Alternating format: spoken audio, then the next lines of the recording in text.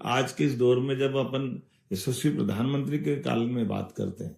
तो भारत में भी वो सब संभावना लगी है, वो सब बातें हैं। और आप देखो बदलते बदलते एकदम से कहा हम 11वें नंबर से 5वें नंबर पे आ गए और 5वें नंबर पर आकर के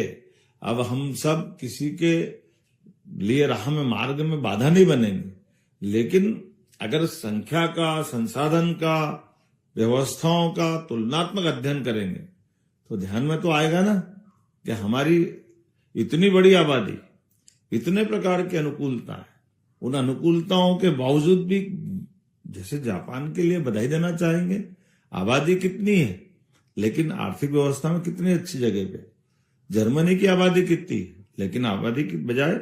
आर्थिक रूप से कैसे अच्छी जगह पे। तो हमारे लिए आज का समय इस रूप में है कि हम अब बदलते दौर में भारत की ताकत को भी पहचानें। तो ऐसा कहते हैं कि जब अगला कदम बढ़ाना रहता तो एक कदम तो जमाना पड़ता है, दूसरा उठता है।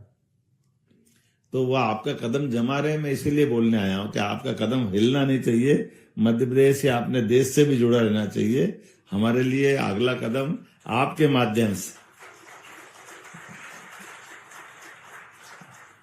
आप जहां हैं वहां भी अच्छे से रहें, उस आनंद में भी रहें, इसमें कोई मना नहीं। यहाँ हमारा जो काम जमना चाहिए, लेकिन काम को फैलाना है